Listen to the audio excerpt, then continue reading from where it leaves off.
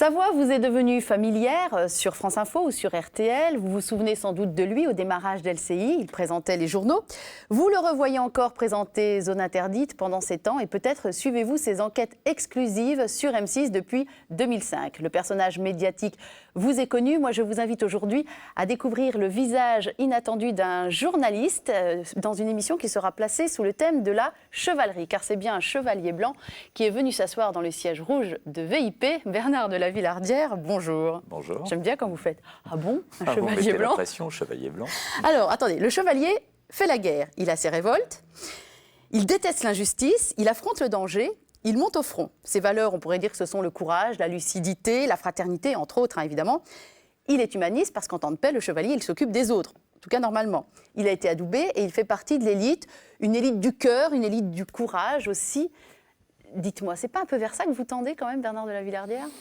J'ai été victime très jeune de mes lectures, donc j'ai toujours pensé que la vie ne pouvait être qu'héroïque. Et bon, évidemment, depuis, j'ai mis un peu d'eau dans mon vin et je sais bien que je suis loin d'être le héros des temps modernes, mais que je rêvais d'être quand j'étais adolescent. Mais c'est vrai que je choisis mes amitiés, je choisis mes combats toujours à l'aune de cette ambition adolescente. Moi, ça fait longtemps que je suis ce que vous faites comme émission et quand on voit, c'est plus vrai sur certains sujets que d'autres. Quand vous êtes notamment sur des théâtres d'opérations de guerre, on sent vraiment qu'à ce moment-là, vous n'avez pas peur déjà. Enfin, on ne sent pas la peur qui passe. On a l'impression que vous n'avez pas peur du danger, que vous recherchez même le contact justement avec ce danger et qu'il y a des choses qui vous révoltent et que vous essayez de nous faire passer à travers les gens que vous allez interviewer ces révoltes. On sent qu'il y a quelque chose un peu quand même du chevalier blanc dans votre manière de faire du journalisme. Oui, c'est un peu vrai, oui, bien sûr. Oui, c'était une volonté de s'engager, de faire du journalisme. C'est-à-dire que je pense qu'un journaliste est un observateur engagé. Pour en reprendre une formule qui était, je crois, celle de Raymond Aron à une époque. Il a écrit d'ailleurs un livre sur sa vie qui était inspiré de ce titre-là. Et donc voilà, oui, en effet. Oui. Ça vous vient d'où ? Observateur et acteur. Je tiens ça de ma grand-mère qui était bouddhiste d'ailleurs et qui me disait sans arrêt, il faut être à la fois acteur et observateur. C'est-à-dire que la vie est un théâtre, c'est une scène sur laquelle il faut se produire, être le mieux possible dans son rôle, au plus proche de ce que l'on ressent au fond de son cœur, et en même temps de ne pas être dupe. Donc voilà, alors je passe mon temps à essayer d'être entre les deux. C'est une frontière un peu délicate. Ne pas être trop dupe, même oui. si, encore une fois, il m'arrive encore de me bercer d'illusions, notamment sur les gens. D'accord. Et j'espère que ce sera encore le cas longtemps. Mais voilà, c'est ce que j'allais dire. Est-ce que ce n'est pas des belles illusions, finalement, de toujours croire en l'humain, même si vous avez dû voir des choses pas faciles non plus dans différents reportages, différentes... Oui, bien sûr, absolument. Non, mais c'est vrai. Cela dit, je me dis toujours que si je rencontrais Dieu, je lui reprocherais quand même d'avoir conçu le mal absolu, ou de laisser faire le mal absolu, alors que le bien absolu, on a du mal à le rencontrer, malgré tout. Donc il y a beaucoup d'interrogations, en tout cas, qui doivent je naître. Je suis sans arrêt animé par ces questions, ces questionnements philosophiques, religieux, forcément. Ouais. On reparlera un petit peu plus tard dans l'émission de religion. Vous avez monté une boîte de production, comme le font très régulièrement les journalistes, les animateurs, qui s'appelle Ligne de front production. C'est quand même pas un hasard, c'est un mot fort, ligne de front, ça dit bien toute votre ambition. Qu'est-ce que vous aviez voulu vous mettre derrière ces mots-là, ligne de front ? La notion de combativité, la notion de, toujours partir à la conquête.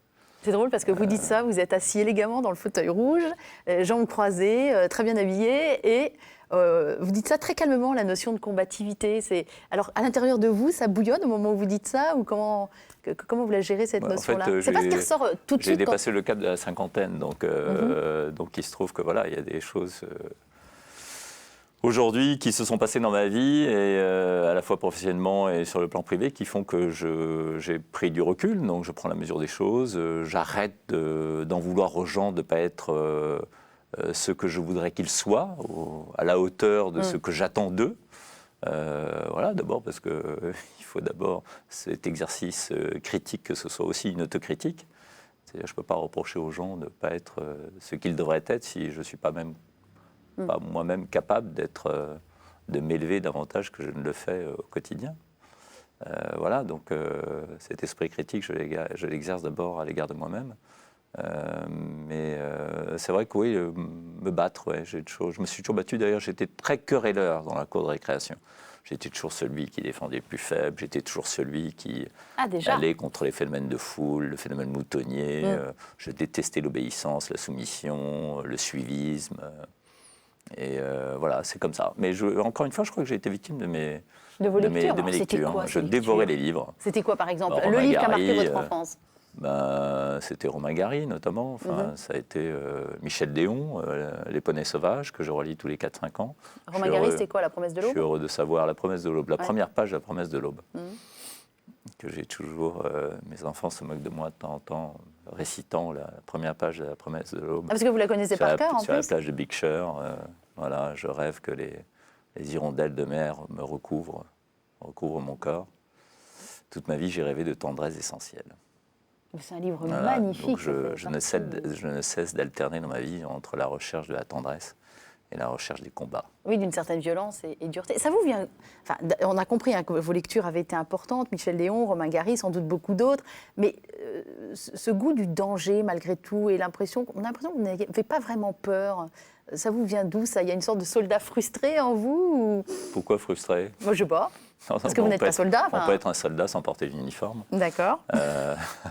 Mais frustré, non, pas du tout frustré. Au contraire, j'ai eu la chance, jusqu'à présent dans ma vie, croisons les doigts, d'accomplir ce qui étaient mes rêves.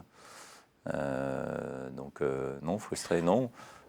Combatif, oui. Pourquoi? Parce que, je sais pas. Parce que je trouve que le parcours est plus important que l'objectif, finalement. Je crois beaucoup au mythe de Sisyphe, celui qui pousse son rocher jusqu'au sommet de la montagne, tout en sachant que de toute façon, il va redévaler de l'autre côté et qu'il faudra recommencer. C'est un éternel recommencement. J'ai cessé de penser à mon âge que la nature humaine va progresser, que le monde va progresser. Je pense que voilà, nous sommes condamnés à des cycles. Et donc, parce que l'homme ne progresse pas, le progrès technique, et le progrès humain n'est pas indexé sur le progrès technique, hélas. Ce qui fait peut-être que, d'ailleurs, la science va finir par nous rattraper et provoquer la fin du monde parce qu'on ne saura pas la maîtriser, parce que l'homme n'aura pas changé au fond de lui-même. Oui, vous avez un regard assez désespéré quand même sur notre monde. Pas désespéré, lucide peut-être, mais pas désespéré, non. D'accord. Pas désespéré. Et alors votre espérance ou votre espoir, enfin espérance, c'est peut-être il faut accepter. Vous le placez dans quoi? J'accepte un peu plus les choses à mon âge, mais pendant très longtemps, je ne les ai pas acceptées. Ce qui m'a rendu parfois d'ailleurs hargneux, désagréable, injuste. Voilà, je regrette de ne pas avoir eu cette mue ou connu cette mue beaucoup plus tôt dans ma vie. Parce que ça m'aurait évité de mener des combats inutiles. D'avoir perdu de l'énergie et du temps dans des combats inutiles. Voilà. Pendant un de vos tournages en Afghanistan, il y a un journaliste connu de là-bas qui a été vitriolé, qu'on a essayé de tuer avec un produit dangereux. Vous, pour autant, vous avez su ça, vous avez décidé de rester, ça ne vous a pas fait peur. Alors c'est le moment psy de l'émission. Je voulais vous poser une question par rapport à ça. C'est une sorte de bravade, le fait de rester, d'être journaliste connu français, de rester quand même malgré le danger. Vous essayez de conjurer quoi avec ces bravades? C'est juste pour montrer le pays tel qu'il est vraiment, ou il y a quelque chose, vous, plus intérieurement, que vous conjurez, ou vous essayez de conjurer? Je ne crois pas. En fait, je crois que le courage est une valeur malheureusement en crise. C'est-à-dire que, vous savez, il y a une expression que j'ai toujours détestée. Qui est? Et les adultes me disaient ça déjà quand j'étais enfant, en me disant « sois malin ». Sois malin, contourne l'obstacle, sois malin dans tes relations avec les gens, sois un peu malin. Savoir biaiser, savoir ne pas aller droit devant, quoi. Composer, être plus diplomate, ne pas prendre la ligne droite, voilà. Et c'est quelque chose que j'ai toujours détesté, sois malin. Quand on dit de quelqu'un il est malin, dans la société actuelle, c'est un compliment. Et moi, je trouve oui, c'est vrai. Oui. Pour moi, c'est une injure. Parce que vous entendez quoi derrière? Malin, vous entendez c'est un type qui est manipulateur, qui est un peu, qui est pas lui-même, qui ment un peu, qui admet les compromis. Alors attendez, quand je dis ça, il m'arrive aussi d'être malin, et maintenant, avec le temps, j'ai appris à être malin aussi. Mais c'est pour mieux éviter les combats inutiles et garder mon énergie pour d'autres combats.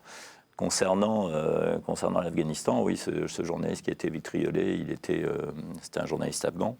Ils prennent beaucoup plus de risques que les journalistes étrangers, même si évidemment nos confrères de France 3 sont toujours à ce jour détenus en Afghanistan. Non, je ne me suis pas vraiment senti en danger en Afghanistan. C'est la 4e fois que j'y vais. C'est un pays attachant, paraît-il. Oui, c'est un pays très attachant. Ouais, c'est un pays très attachant. Les paysages sont magnifiques, les gens sont beaux, extrêmement accueillants. J'ai vécu des choses très fortes. J'ai eu la chance d'accompagner un bataillon de l'armée française aux côtés de l'armée afghane, qui montait une opération de contrôle et de surveillance de la route entre Jalalabad, près de la frontière avec le Pakistan, Jalalabad et Kaboul. C'est un axe stratégique pour l'Afghanistan, parce que c'est ce qui ravitaille la capitale afghane et périodiquement ce qu'on appelle là-bas les insurgés, parce qu'il n'y a pas que des talibans parmi les insurgés. Les insurgés sont des groupes de 10-15 personnes qui assaillent cette route, qui essayent de faire exploser des camions-citernes qui transportent du carburant, qui harcèlent finalement les troupes étrangères également. Donc il y a des opérations qui sont montées là. Et le commandant afghan de l'unité que nous étions en train d'accompagner avec les soldats français, nous voyant la télévision française, etc., n'a eu qu'une obsession à ce moment-là, alors que quand même c'est une route qui est un peu dangereuse. C'est de vous emmener non, pas seulement de nous emmener, mais de nous faire du thé et d'envoyer un de ces hommes acheter du poisson pour le faire frire et nous offrir du poisson. Ce qui fait que nous avons déjeuné à 10h du matin de poisson frit en buvant du thé sur une couverture à la couleur douteuse au bord de cette route, alors que quelques minutes avant, il avait fait tirer au mortier pour impressionner l'adversaire et faire en sorte que nous ayons un peu la paix. C'est pour avoir des souvenirs inoubliables comme ceux-là que vous faites ça. C'est des choses surréalistes, quoi. Un pays en guerre, dans un climat de guerre, sur une route pas sûre, et puis cet homme qui arrête tout pour se livrer à la coutume afghane, c'est celle de l'accueil de l'étranger. Ah, c'est génial. Et j'ai trouvé ça, et c'est vrai que j'ai vécu ça avec Jérôme Birin-Desrosiers, que vous connaissez, et qui travaille avec moi. Qui est un réalisateur qui a fait pas mal de films sur l'Afghanistan. Un très bon réalisateur, soit dit en passant, oui. Et voilà. Les chevaliers, ils ont souvent une devise. Vous avez une devise, vous, une phrase comme ça que vous répétez à l'envi, parce que soit elle vous aide à tenir, soit vous l'aimez bien, ou elle vous aide à vous propulser. Il y en a une que je l'ai repiquée je ne sais où. Je crois qu'on vit et on meurt en fonction de l'idée que l'on se fait de soi-même. Je crois qu'il ne faut pas se préoccuper de l'opinion des autres et je crois assez à ça. Et c'est pour ça que si je devais mourir un jour de mort violente, je ne cesse de dire à mon entourage qu'il ne faudra avoir aucun regret pour moi. Et voilà, si je dois tomber sous les balles d'une manière ou d'une autre, encore une fois, finalement, c'est difficile de dire qu'on ne le regrettera pas. Oui. Mais en tout cas, voilà, c'est assez conforme à l'idée que je me fais de la vie et c'est la mon mort destin, que vous choisiriez. Oui, c'est la mort que vous choisiriez. Plutôt dans l'exercice de vos fonctions Plutôt que celle de mourir dans un lit, oui, peut-être. Ouais, peut-être. Oui, je me surprends à rêver que la mort me prenne brutalement à un moment ou à un autre. D'accord. Mais je ne la recherche pas, encore une fois, parce que voilà, je suis marié, j'ai 4 enfants, et j'espère, j'ai 52 ans, et j'espère encore pendant 30 ou 40 ans mener une vie pleine et entière. Mais ça va bien. Vous savez, on a reçu un journaliste, un écrivain génial dans cette émission qui s'appelle Jean-Claude Guilbert, qui est un ami à vous, et qui m'a dit, vous demanderez à Bernard de la Villardière quand vous le recevrez, est-ce qu'il se souvient du pacte qu'on a fait ? Vous vous en souvenez ? Bien sûr, évidemment. Ce pacte. Oh oui, Jean-Claude est un ami de toujours. On peut en savoir plus ? Non, parce que c'est un secret entre nous. Ah bon ? Oui, c'est un pacte de chevalier, entre chevaliers. D'accord. Mais il est beaucoup plus chevalier que moi, d'ailleurs. C'est un homme que j'aime beaucoup. Et j'en reviens au poney sauvage, d'ailleurs. Ce que j'avais aimé dans ce livre, c'est le destin de ces amis très liés qui traversent la vie, chacun avec ses difficultés, avec un destin différent, des amours différentes, et qui se retrouvent périodiquement pour faire le point sur ce qui leur est arrivé et comparer leur destin avec leur vision de la vie lorsqu'ils étaient adolescents et la manière aussi de se projeter dans le futur. Et une des choses que je reproche à mes enfants et que je reproche aux générations d'aujourd'hui, c'est pas assez se projeter dans le futur. Ils n'y peuvent rien, c'est parce qu'aujourd'hui, l'électronique, le téléphone portable, l'ordinateur, Internet, fait qu'on vit beaucoup plus dans l'instant présent, ce qui n'est pas plus mal d'ailleurs. Les adolescents ont beaucoup de mal à se projeter dans l'avenir, beaucoup plus qu'à notre époque, où finalement nous vivions beaucoup de frustration. Et la frustration nous faisait qu'on rêvait d'autre chose, quoi. Enfin, moi, quand j'étais au collège, quand j'étais sur les bancs de l'école, je rêvais de ma vie d'adulte. Et j'ai retrouvé d'ailleurs récemment une lettre, c'était assez drôle. J'avais 13 ans et demi et j'écrivais. On m'avait demandé, je crois que c'était l'ONICEP, l'organisme qui existe encore et qui je crois que s'occupe d'aider les élèves à s'orienter, à avoir des vocations. Même si c'est un mot qui tend à disparaître, qui devient presque un peu démodé, parce que c'est vrai, des jeunes qui ont des vocations, c'est de plus en plus rare. C'était déjà rare à mon époque, mais aujourd'hui c'est de plus en plus rare. Et alors j'avais 13 ans et demi et je disais, j'aimerais plus tard exercer un métier dangereux, je me vois assez bien grand reporter, mais je pense que c'est très difficile. Du coup, je crois que je vais devenir chef d'escadrille. C'est drôle. Et j'avais 13 ans et demi. C'est assez drôle. Ah oui, donc l'idée, c'est de vérifier que ce que vous faites aujourd'hui est toujours conforme, finalement, à vos rêves d'enfant. Absolument. Et que vous allez jusqu'au bout de ce que vous êtes promis, en fait. Ouais, et vous parliez du courage. Il y a une formule que je cite assez souvent et qui était en exergue des livres. Vous connaissez Bob Moran, vous vous souvenez de Bob Moran? Oui, Bob Moran, oui. Contre tout, chacal. Aventurier contre tout guerrier. Voilà, et je lisais Bob Moran, j'ai dévoré Bob Moran quand j'avais 12 ou 13 ans. Et il y avait une formule, c'était le timide a peur avant le danger, le lâche a peur pendant le danger, et l'homme courageux a peur après le danger. Et je trouve ça assez vrai. Jolie formule. Ouais. Alors, dans cette émission, il y a une petite pastille qui est la question du VIP à un autre VIP. Il y a quelques semaines, nous avons reçu l'illustrateur Vooch et qui a choisi de vous poser une question un peu à sa manière. C'est assez fidèle à ce qu'il est. Donc, je vous propose la question que vous pose Vooch.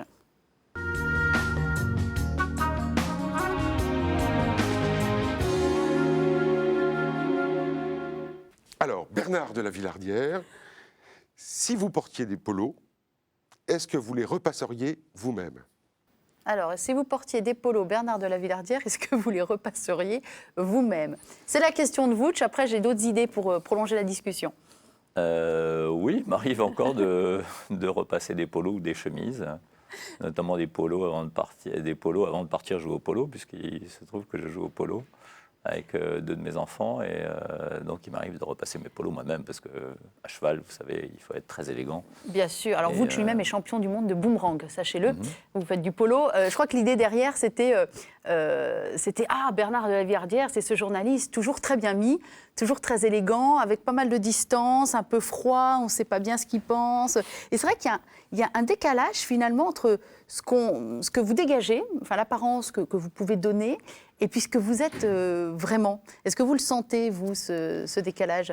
Oui, mais c'est parce que je suis d'abord journaliste, je ne suis pas animateur de télévision, je suis journaliste. Donc je dois à la fois mettre mes interlocuteurs à l'aise, être à l'écoute et les aider à être au plus près de ce qu'ils sont et à passer leur message, leurs souffrances, leurs combats, leurs révoltes. Et donc je dois avoir une certaine distance et une neutralité journalistique. Donc voilà.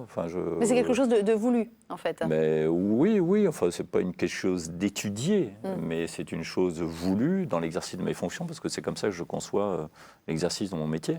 Vous vous considérez comme un people, parce qu'il peut arriver qu'on vous voit en photo avec votre famille pendant des vacances. Vous êtes très bon skieur, notamment. On vous croise dans des magazines aussi. Vous vous considérez, vous, comme un people ?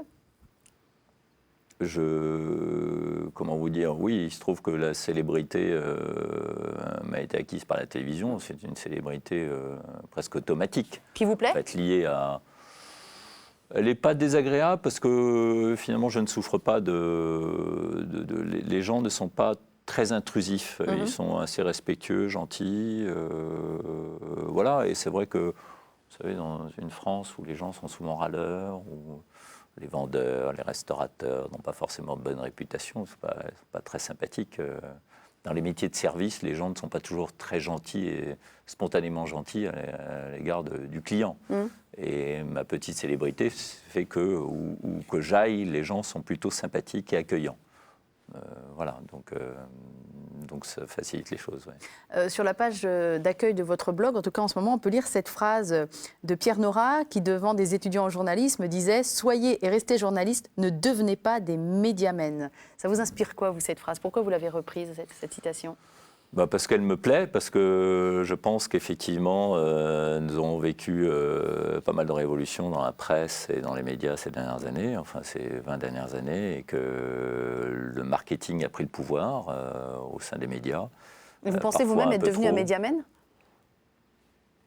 Et il m'arrive parfois de céder aux sirènes du médiaman. Ouais, c'est quand dans l'enquête exclusive, il y a des sujets qui sont plus portés sur, je sais pas moi, la chirurgie esthétique par exemple, enfin des sujets dont on sait forcément que ça marche très très bien, beaucoup mieux peut-être que le conflit au Darfour ou en Afghanistan ou que sais-je. Il est vrai que je suis dans une chaîne privée, donc mon devoir c'est aussi de faire en sorte que mes émissions soient regardées.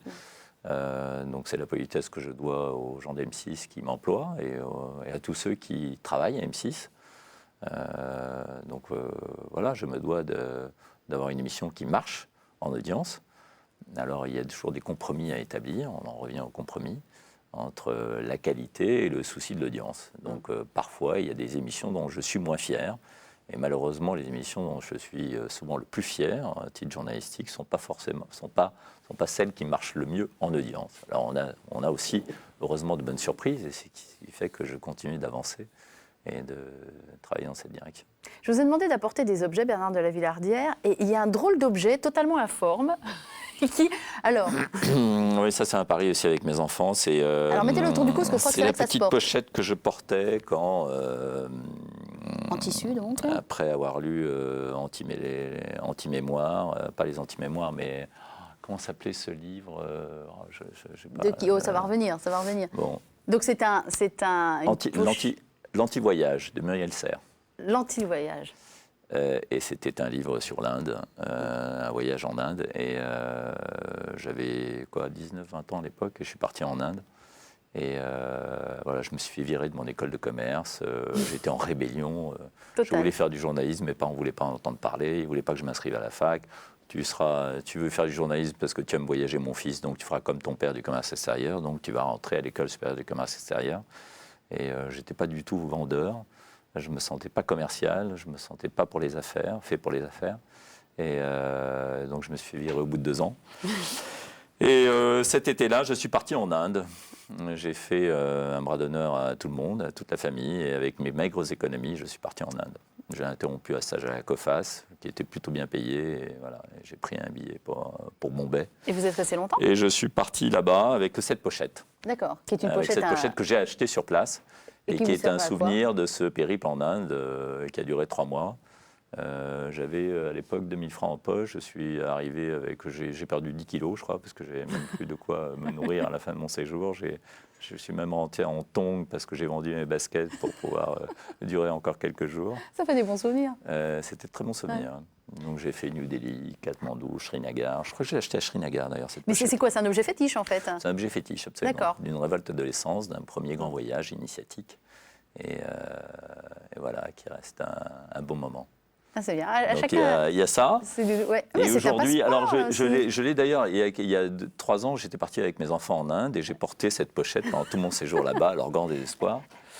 Oui, parce qu'elle est bien atteinte quand même. L'autre objet fétiche, c'est celui-là, c'est un masque, parce qu'il me permet en toutes circonstances, j'en ai toujours un dans la poche de mon costume, et il me permet en toutes circonstances, et pas seulement dans les avions, de pouvoir avoir un petit somme réparateur de 5-10 minutes. Je me souviens que j'étais fasciné quand il y a 10-15 ans, on faisait le portrait de Chirac et on disait que Jacques Chirac avait une grande force, c'est qu'il pouvait dormir à tout moment de la journée. Moi, dès qu'il y avait un petit moment de pause, il pouvait dormir 2 ou 3 minutes, 4 ou 5 minutes. Et j'arrive maintenant aujourd'hui à faire des micro-siestes. Oui, parce qu'il faut dire que ce qui fait que ça me permet de supporter un peu les décalages horaires et d'avoir... Attendez, regardez, j'ai décidé que vous ne seriez pas ridicule tout seul, donc j'ai pris moi aussi mon masque de voyage, voyageant un peu aussi. Donc nous allons tous les deux mettre nos masques de voyage, histoire de montrer à quoi nous ressemblons. Venez voir, je vous regarde. Ah, le vôtre est plus molletonné. Oui, je sens. Alors attention. Je ne sais plus quelle compagnie aérienne. Vous savez ce qu'on m'a dit, moi, le ridicule ne tue pas, il assassine. Donc nous sommes en train de signer la fin de notre carrière télévisuelle, à vous et à moi. Voilà. C'est un concept d'émission, ça. Ce serait pas mal, hein. Ouais, ce serait pas mal. On mettrait des masques aux gens et ça permettrait... Vous voulez qu'on continue la conversation comme ça Alors vous êtes bien avec bien, Bernard de la Villardière. Le visage trahi, moi qui ai fait de la radio pendant très longtemps, je pense qu'on peut tout continuer à la voix. D'accord. Et là, vous ne savez pas... Ah si, vous notez quand même. Mais c'est très sympathique comme objet. Et vous avez votre passeport aussi, j'ai vu. Ah oui, non, mais ça parce que j'ai vidé mes poches. Enfin, j'en ai 2 d'ailleurs, des passeports. Vous savez qu'il n'y en a pas besoin pour venir à KTO, du passeport. Non, je sais, j'ai un visa afghan. J'ai 2 visas afghans d'ailleurs. Et vous avez 2 passeports Ouais. parce que vous avez double nationalité. Non, c'est pour des questions de visa. Quand je suis à l'étranger, d'accord. qu'il faut déposer une demande de visa pour un autre pays. Si je rentre à Paris et que j'enchaîne. Voilà, ça c'est la vie des voilà. reporters. On ne connaît pas, nous, maintenant. Je suis un des rares citoyens à avoir l'autorisation d'avoir 2 passeports. Ah, j'imagine que c'est une autorisation. La gentillesse de la préfecture de police de Paris. Dans une interview, vous aviez dit quelque chose de très intéressant sur le métier de journaliste. Je vais me permettre de vous le rappeler. Vous disiez qu'un des rôles du journaliste est de dénoncer les incohérences, de porter à la connaissance des autres la souffrance qui peut exister un peu partout dans le monde. Donc ça, vous nous l'avez expliqué. Pour faire en sorte que les politiques réparent cette souffrance. Et vous avez dit cette phrase très intéressante, un journaliste, il est là pour mettre les mains dans les plaies. Et forcément, nous, ici, à KTO, on pense à saint Thomas, qui va aller mettre les mains dans les plaies du Christ pour bien vérifier que c'est bien lui. Quoi. Mais c'est inspiré d'une formule du papa des journalistes. Comment s'appelle-t-il déjà? Oh là là, c'est effrayant. Le papa des journalistes. Oui, enfin, c'est un personnage du début du XXe siècle. D'accord. Qui a écrit Le Juif errant est arrivé, et qui a écrit pas mal de livres. On va retrouver, vous inquiétez pas. Si chez vous, vous avez l'idée, vous nous écrivez. Mais oui, c'est vrai que ça m'a fait penser à saint Thomas. Alors, c'est pas saint Thomas. Hein, c'est la plume dans la plaie, la formule. La plume dans la plaie. Ah oui, alors ça, c'est encore autre chose. Le saint patron des journalistes, c'est saint François de Sales. Je ne sais pas si vous le saviez. Non. Et saint François de Sales a dit ceci sur lequel je voudrais vous faire réagir. Ce n'est point la grandeur de nos actions. C'est Albert Londres, pardon. Ah, bah oui, Albert Londres. Voilà. Oui, effectivement, oui. Allez-y. Saint François de Sales a dit, ce n'est point la grandeur de nos actions que nous plaisons à Dieu, c'est point par la grandeur de nos actions que nous plaisons à Dieu, mais par l'amour avec lesquels nous les faisons. C'est une phrase qui vous parle particulièrement, ça? Oui, c'est très joli, je trouve. Ouais, c'est très vrai, dans le fond. C'est peut-être pour ça qu'il est le patron des... Comme quoi l'efficacité ne règne pas partout. L'intention compte également. Il faut avoir l'esprit dur et le cœur doux. Ça, c'est du Jacques Maritain. C'est aussi une phrase qui vous parle? C'est un peu vers quoi... C'est un peu ce que j'entends quand vous parlez. Oui, et... Non, c'est assez vrai, ça. Et alors, ce qui est génial, c'est que je pense qu'avec le temps qui passe, il y a un moment dans la vie où, évidemment, on devient un combattant entre 25 et 50 ans. Et après 50 ans, je crois qu'on peut laisser de nouveau parler son cœur. Et c'est vrai que je vous disais que je tiens au statut de combattant et que je me définis comme un combattant. Et en même temps, je suis de plus en plus inspiré et pénétré de l'idée qu'il faut absolument que je dépose les armes. Déposer les armes, c'est comme par exemple aller faire un petit tour à l'abbaye de Tamier? Oh, c'est fou, vous me parliez de ça parce que ça fait 3-4 ans que je me dis il faut que j'y retourne, il faut que j'y retourne. Ça fait beaucoup de bien, oui, déposer les armes pendant 3-4 jours comme ça. J'ai un ami qui s'appelle Thierry Lyonnais, qui travaille dans une radio chrétienne, RCF, à Lyon. Qui est un très bon journaliste aussi. Et qui est un ami de toujours, avec qui j'ai partagé des années de pension en Haute-Loire, dans des conditions parfois difficiles. Un homme révolté, lui aussi, à l'époque, contre la discipline. Et qui de temps été, c'est un peu ma mauvaise conscience. Ou ma bonne conscience. Et pourquoi vous me parlez de lui alors que je vous parle de l'abbaye de Tamier? C'est que vous avez fait des retraites ensemble? Ah, c'est lui qui vous a emmené à Tamier. Nous avons été à Tamier ensemble. D'accord. Et qu'est-ce que vous avez pensé de ce monastère d'où étaient issus les fameux 7 moines de Tibrine assassinés? C'est près de chez moi d'abord, parce que ma région c'est le Dauphiné, donc je ne suis pas très loin de Chambéry, de cet endroit. Et c'est un magnifique endroit. Et pourtant, l'église de cette abbaye de Tamier est quand même très, très austère. C'est très étroit, très sombre. Oui, il y a des cérémonies religieuses superbes, des chants extraordinaires. Oui, ça ne vous a pas arrêté. Très bien. Oui, c'est très beau. Très beau. Une petite retraite de temps en temps, alors? Je me souviens d'ailleurs du témoignage, ça m'a beaucoup frappé, d'un moine là-bas. Je peux le dire parce que les années sont passées et que je pense qu'on ne retrouvera pas son nom, enfin, on ne peut pas le retracer. Des frères, je ne sais plus comment, et avec qui j'étais en contact et qui m'avait dit, je me souviens qu'il était obsédé par quelque chose qui lui est arrivé au moment du Rwanda en 1994, et il était là-bas, dans un monastère, et il m'a dit, vous savez, moi je ne suis pas mieux que les autres, je me suis enfui à ce moment-là, et je me souviens d'ailleurs quand j'ai quitté le monastère, quand je suis sorti, j'ai fui dans les bois, j'ai rencontré une femme avec son enfant, et je l'ai abandonné, je ne l'ai pas emmené avec moi, j'ai détalé comme un lapin. Parce que les gars arrivaient avec des coupes-coupes, etc. Et je ne me suis pas retourné, j'ai fui, parce que je tenais à la vie. Ah, c'est terrible. Et il était persécuté par ça. Bah oui, il me disait, vous voyez, je n'ai pas fait preuve d'héroïsme à ce moment-là, j'ai fui comme les autres. Et je ne me suis pas arrêté pour essayer de sauver cette femme. Et alors, je lui ai dit, mais cette femme, elle est devenue quoi? Il m'a dit, je l'ai retrouvé, heureusement elle a survécu. Et donc j'ai essayé de le consoler, je me suis retrouvé dans la position de quelqu'un qui essayait de le consoler. Et qui disait, mais vous savez, peut-être que c'est un signe de Dieu. Si vous ne vous êtes pas arrêté, si vous vous étiez arrêté, peut-être que vous auriez été massacré avec elle. Et le fait que vous ayez fui, elle s'est retrouvée seule. Et finalement, les massacreurs l'ont oubliée ou l'ont épargnée. Oui. Et c'est grâce à cela, sans doute, qu'elle est encore en vie et qu'elle a pu survivre avec son fils. Mais ça ne le consolait pas pour autant de cette attitude. Vous avez été élevé dans une religion... Non, mais la leçon, c'est que finalement, on croit souvent que dans les monastères, les gens trouvaient la plénitude et la sérénité. Mais là aussi, croire en Dieu et chercher Dieu, c'est un combat permanent.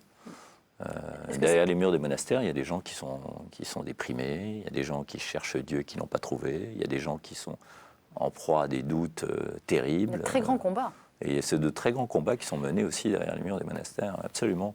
Et j'aimerais faire un film d'ailleurs un jour sur cette recherche de Dieu, sur les chercheurs de Dieu, parce que je trouve que la recherche de Dieu, c'est une aventure aussi, une aventure périlleuse.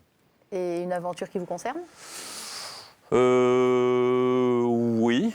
C'est un oui très hésitant, ça, Bernard de la Villardière. Non, mais je suis obsédé par cette idée de Dieu, mais je suis pas, je suis catholique parce que je suis de culture catholique, de sensibilité catholique. J'aime la religion chrétienne, je la trouve très humaine par le fait même que Dieu ait envoyé son Fils et l'ait sacrifié. Donc je trouve que c'est une très très belle religion et c'est la mienne, donc je la revendique et je ne la rejette pas du tout. Mais je me définis volontiers comme agnostique. D'accord. Voilà, donc je suis dévoré par le doute, évidemment. Il y a un chemin à retrouver. Oui, un chemin à retrouver. Vous êtes dévoré par le doute ? Je n'ai pas le sentiment de l'avoir vraiment quitté, parce que je crois qu'il y a une phrase de Saint-Augustin sur laquelle je suis tombé un jour et qui me console à jamais, et qui me permet de m'en sortir quand ma mère me persécute de ses reproches, en me disant « Mais mon fils, il faut que tu cherches davantage pour enfin trouver. » C'est la fameuse phrase qui dit si tu cherches Dieu, c'est que tu l'as déjà trouvé. Oui. Je te croyais à l'extérieur et tu étais à l'intérieur de moi. Voilà. D'accord. Donc ça aussi, c'est un combat. Vous aviez rencontré Monseigneur Claverie, l'évêque d'Oran, quelques semaines avant son assassinat. C'était peu de temps après les moines de Tibrine, d'ailleurs. C'était en 96, c'était en août. Il avait cette phrase que je voudrais une fois de plus soumettre à votre jugement, on va dire. Sans le respect de la personne humaine, aucun projet moral, social, politique ou religieux ne peut emporter l'adhésion. Ça fait partie un peu de ce qu'on appelle son testament, lui aussi. C'est une phrase qui vous parle particulièrement. Oui, parce que je suis très droit de l'homiste. Je crois qu'il faut mettre l'homme au cœur de tout. Et la dignité humaine est quelque chose, est aussi une religion, et quelque chose d'extrêmement sacré et qu'il faut respecter vraiment sur tous les continents à tout moment. Enfin, qu'il faut replacer au centre de la vie sociale, de la culture, de la politique. Enfin, je veux dire, c'est quelque chose, pour moi, qui est essentiel, dont il ne faut jamais s'éloigner et qu'il ne faut jamais sacrifier. Vous gardez quel souvenir de Monseigneur Claverie ? Ça remonte un petit peu, hein, 96. J'en garde un souvenir très fort, parce que j'étais impressionné par cet homme. Après l'interview, on l'avait raccompagné sur le parvis. J'étais d'ailleurs avec Jean-Claude Guilbert à l'époque. Voilà. Il était rédacteur en chef du journal du Monde, que je présentais sur LCI à cette époque-là, entre 94 et 96. C'était de très belles années d'ailleurs, très belles années sur le plan professionnel, parce qu'il y a eu de très belles rencontres. Et son humilité, sa simplicité, la manière avec laquelle il affrontait le danger, de manière extrêmement paisible, en sachant qu'à tout moment, un assassin pouvait venir interrompre le cours de sa vie et son combat. Mais voilà, et je pense que c'est quelqu'un qui n'avait pas peur de la mort, bien évidemment, et qui était prêt à affronter ce destin et cette fin brutale. Sa vie était déjà donnée. Oui, voilà, oui, sans doute. Ouais. Mais voilà quelqu'un pour laquelle la formule que je vous citais tout à l'heure, on vit, on meurt, et on meurt surtout en fonction de l'idée que l'on se fait de soi-même. Je trouve que c'est important. C'est pour ça que je trouve ça idiot, par exemple, quand on dit mourir à 20 ans. Il est mort à 20 ans, bah oui, mais s'il est mort à 20 ans au combat en Afghanistan, en ayant vécu et en ayant défendu les idéaux et les valeurs qu'il croyait être les bonnes et les siennes, et conformes à l'idée qu'il se faisait de soi-même et de son destin, voilà, c'est pas mourir jeune, c'est pas plus révoltant que de mourir à 80 ans. La valeur à laquelle vous tenez le plus, vous, c'est la solidarité, la fraternité humaine. Ça ressort notamment dans vos engagements humanitaires, alors. Vous avez aussi. Alors avant qu'on parle de vos engagements humanitaires, on va laisser le père Geoffroy-Marie, prêtre et moine de la communauté Saint-Jean, vous poser une question à vous, Bernard de la Villardière.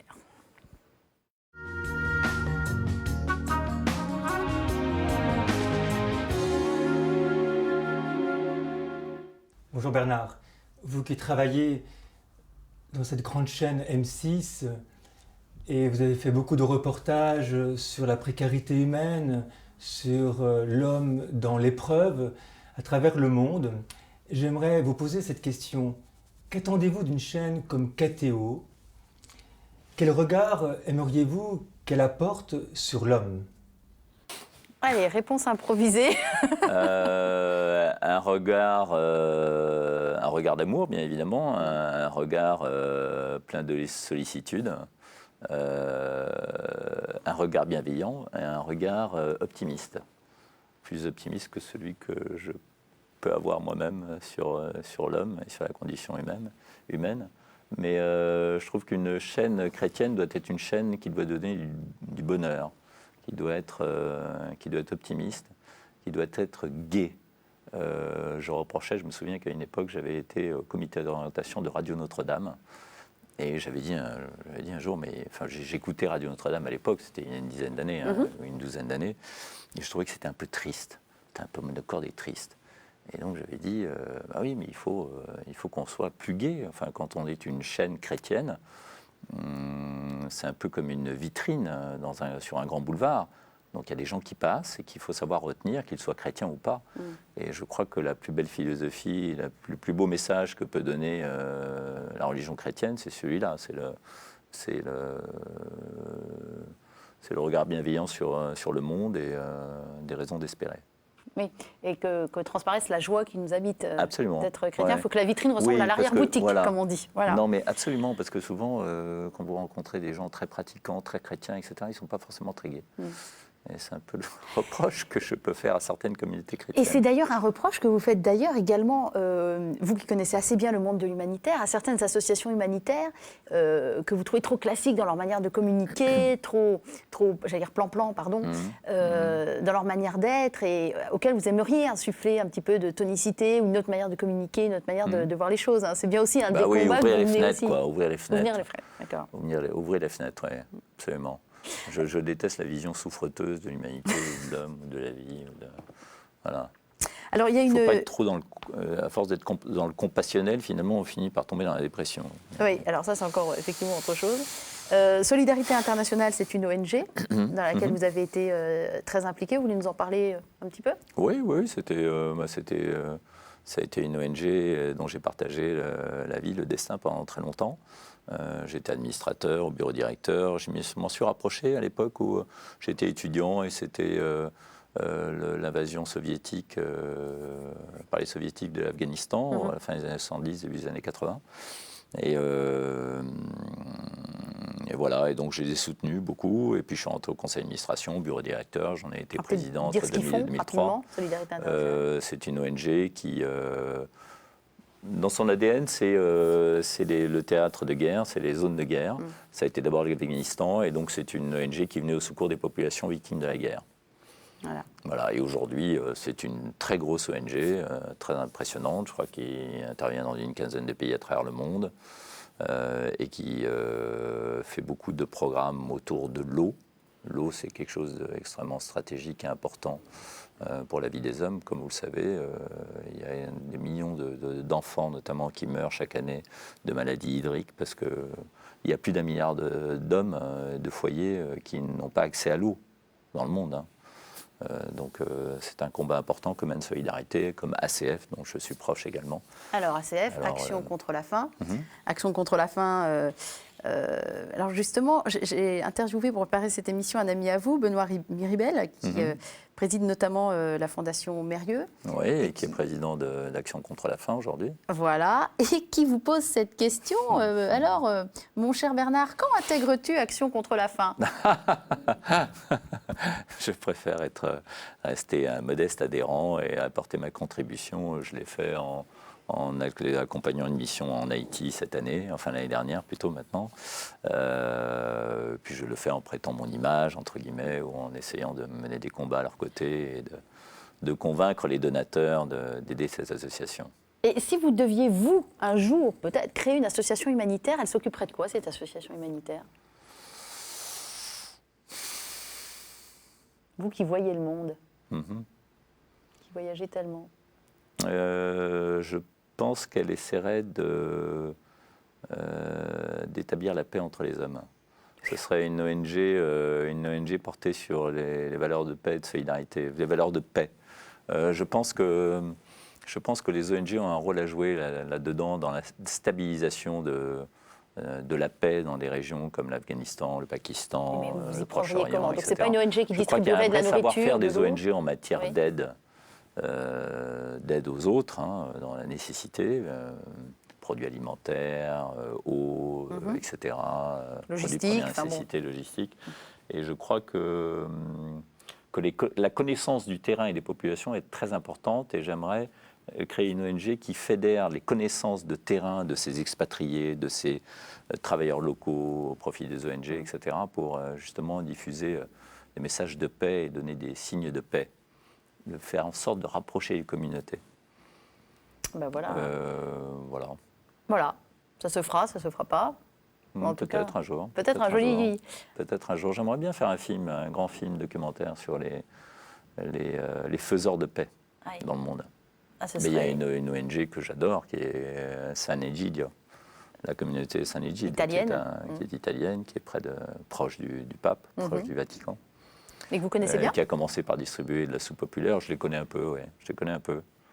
Et qu'est-ce qui vous plaît chez eux, chez San Egidio? Justement, ce sont des faiseurs de paix. C'est-à-dire qu'ils ont, entre le fils à une époque et le gouvernement algérien, ils ont essayé d'amener un peu d'apaisement et de paix. Ils sont des intermédiaires dans les zones de conflit et ils ont résolu certains conflits comme le Mozambique par exemple. L'accord de paix au Mozambique a été fait grâce à eux. Donc c'est vraiment les combats, en tout cas d'aujourd'hui, qui vous intéressent, des combats tout en nuances aussi. Oui, c'est-à-dire que moi qui me définis volontiers comme un guerrier, je pense que la guerre, il n'y a rien de pire, c'est très dégradant.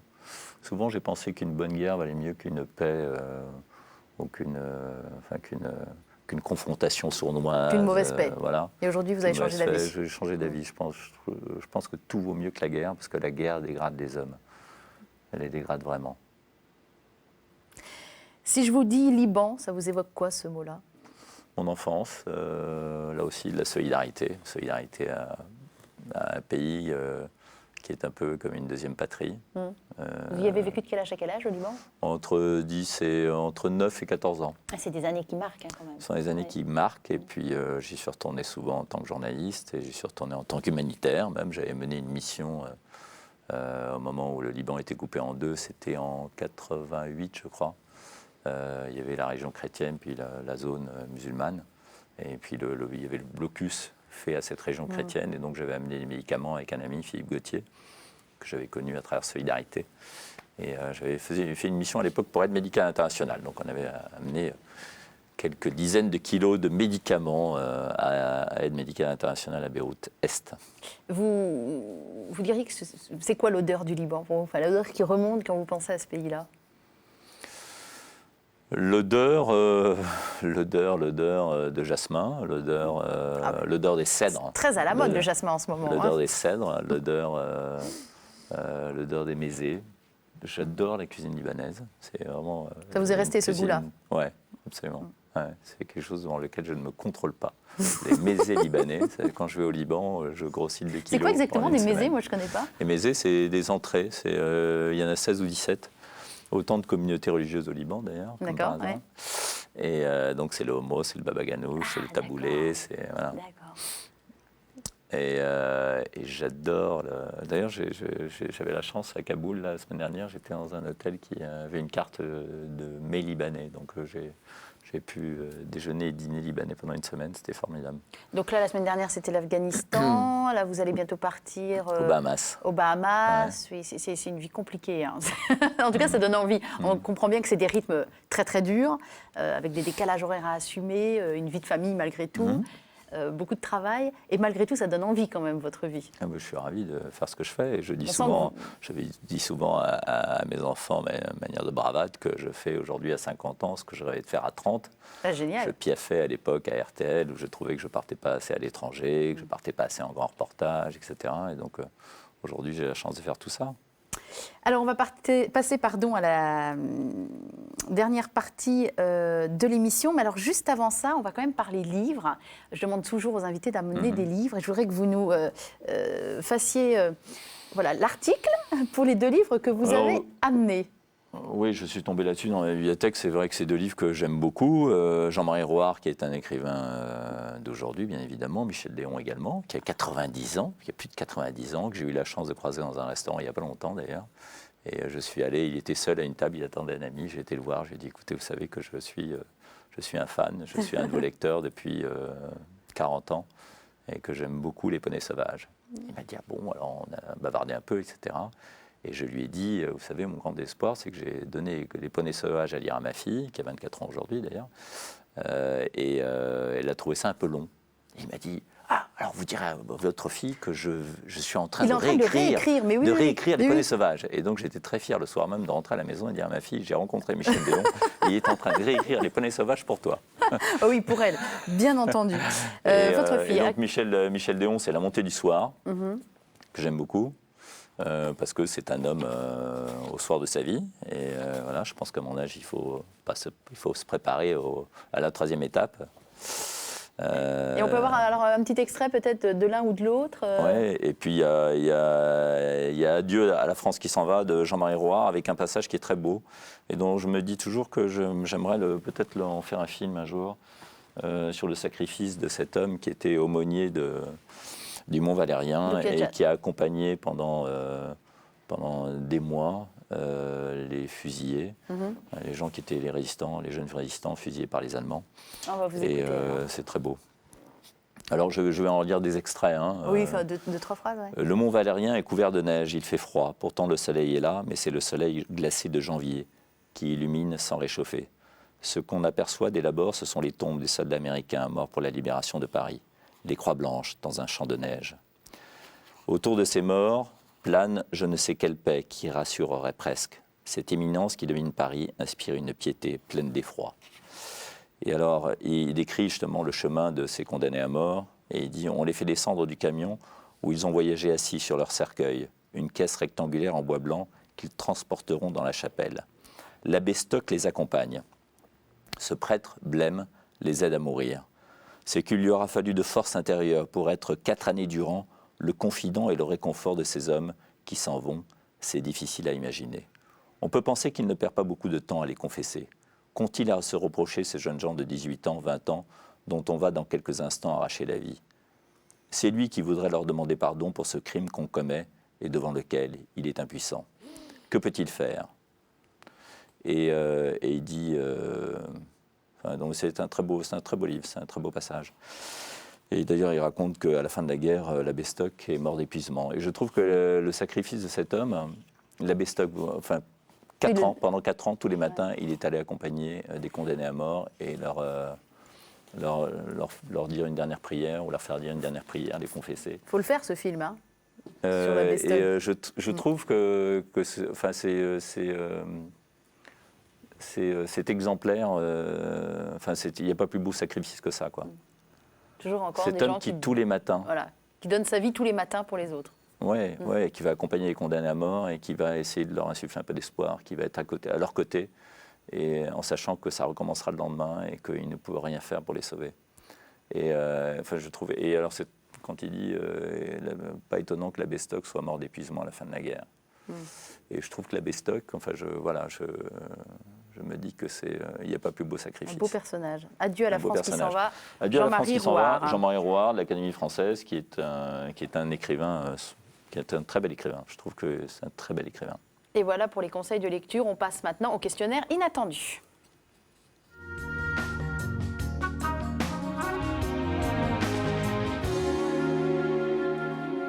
Bernard Davillardière, je souhaite toujours bon courage à mes invités à ce moment-là, parce que c'est des questions qui partent dans tous les sens, auxquelles vous répondez, ma foi, comme vous pouvez.